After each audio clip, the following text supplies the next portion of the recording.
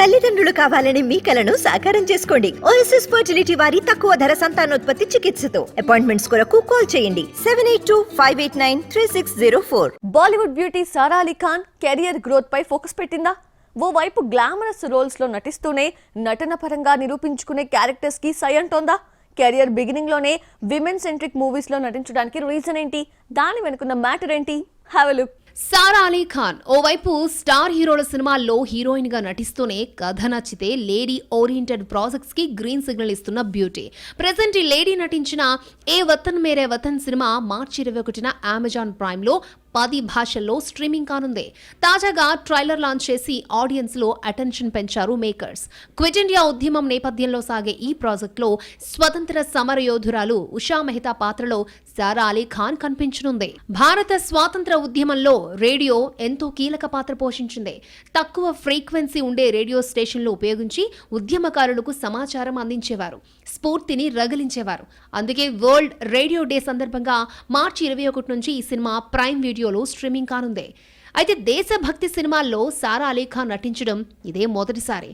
అయినా నటనకు ఆస్కారం ఉన్న పాత్రలో చక్కగా ఒదిగిపోయింది. తెల్లటి కాటన్ చీరలో నుదుటిపై చిన్న బొట్టు పెట్టుకుని ఉషా మెహతా పాత్రని రక్తి కట్టించింది. మరి నిజ జీవిత సంఘటన ఆధారంగా వస్తున్న ఏ వతన్ మేరే వతన్ ఓటీటీ ప్లాట్ఫామ్ పై ఎంతవరకు సక్సెస్ అవుతుందో, నటిగా నిరూపించుకోవాలని చూస్తున్న సారాకి ఎలాంటి మైలేజ్ ని తెస్తుందో చూడాలి. ఒకప్పుడు ఐటమ్ సాంగ్ చేయాలంటే ప్రత్యేకంగా హీరోయిన్స్ ఉండేవాళ్ళు, కానీ ఇప్పుడు సీన్ మారిపోయింది. ఫామ్ లో ఉన్న బ్యూటీస్ తో ఐటమ్ సాంగ్ చేయించడం ట్రెండ్ గా మారింది. అయితే ఈ కాన్సెప్ట్ కి నో అంటోంది ఓ కన్నడ కస్తూరి.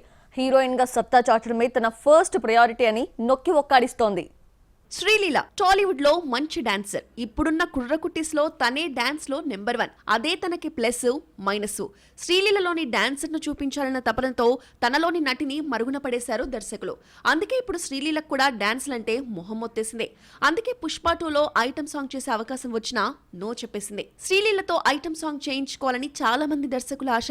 కల్కిలో కూడా తన పేరు గట్టిగా వినిపించింది. శ్రీలీల కూడా ఇంతకు ముందు అలాంటి ఛాన్స్ కోసం ఎదురు చూసింది. కానీ ఇప్పుడు మాత్రం మనసు మార్చుకుంది.